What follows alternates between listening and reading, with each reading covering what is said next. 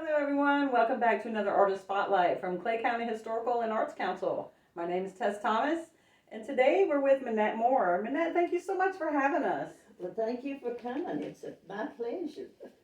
This year at the Old Jail Museum, we're having two featured artist exhibits, one of which is Minette's father, Fred Moffit, and his carvings. How long have you been in the area, Miss Minette? 86 years I was born in Clay County, Shooting Creek. That's amazing. So you've seen some changes. Yes, ma'am. I bet. And Fred was your father, and he was a whittler in the beginning, is that correct? No, he never did much carving at all until I brought him a little carving example. Oh, okay. Is that the story about the class you took? Yes, it is. Tell us about that. Okay, at Western Carolina, I was taking an art class. Part of the class, one part of it was carving. And I enjoyed that carving. We could choose little animals like dogs or something, and we had a saw in the class that we could saw them out rough, and then we would carve the rest of them.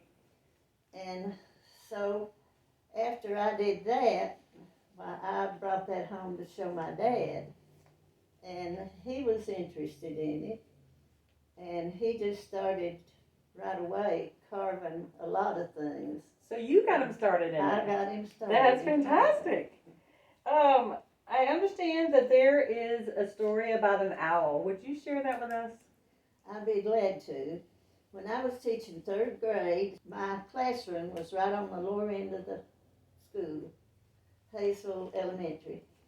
And so we were sort of out of playground. So I used to take my children down those steps and up the steps to a wooded area that had a good hide-and-go-seek place. And we played hide-and-go-seek over there. Oh, that's wonderful. Well, one day when we were playing, here came little Travis Martin with his hands out to see what I found, see what I have.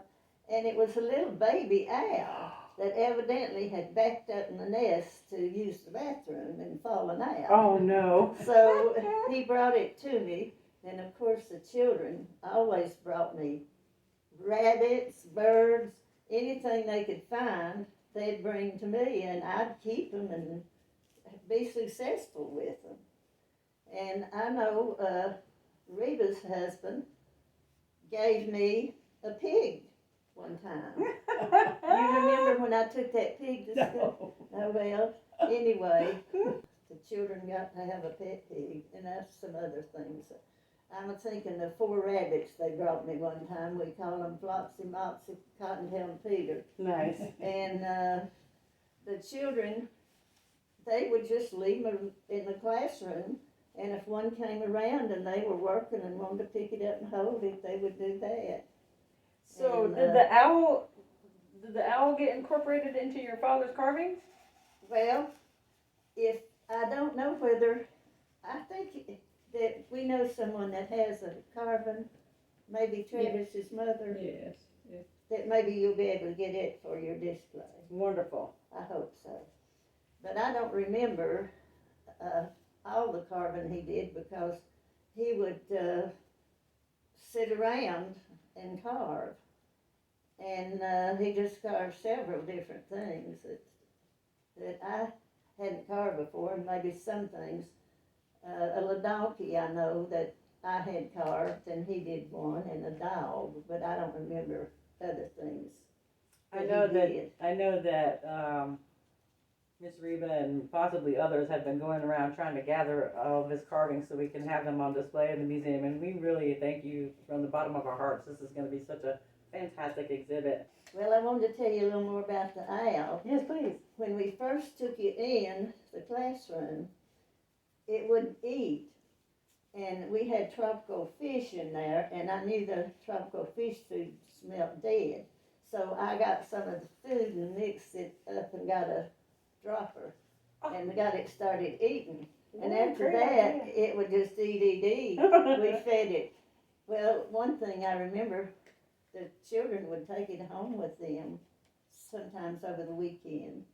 And one time the girls were spending the night with me, and we took the owl home with us. And I remember one of the things we fed it was raw livers. It liked raw liver. Oh, But anyway, it grew and grew, and it got to where, to begin with, they just carry it to a desk they wanted it on and just leave it there, you know, and they'd look around, and it got to where it would fly, and it'd fly where it wanted to go. And so that was what it started doing before school was out. It was flying around. And we were able just to put it in the closet when we went to eat lunch, and it'd stay there till we got back, and then we could take it out. And anyway, when school was out, of course, Travis was the one that got to take the bird home with him because he was the one that found it. And it couldn't have been a better person to take it because his parents were interested in it too, and they built it a big cage and left it outside, and they said one time it had a visitor come to see it, but it never took up with any other bird. a visitor as in another owl? Another owl. Oh, that's awesome. And the next year when school started, our class always had a pet show. And so Travis brought the owl back. And we all got to see the owl again. And how big had it gotten at that point? Oh, it was a grown owl at that So time. like a foot tall, or?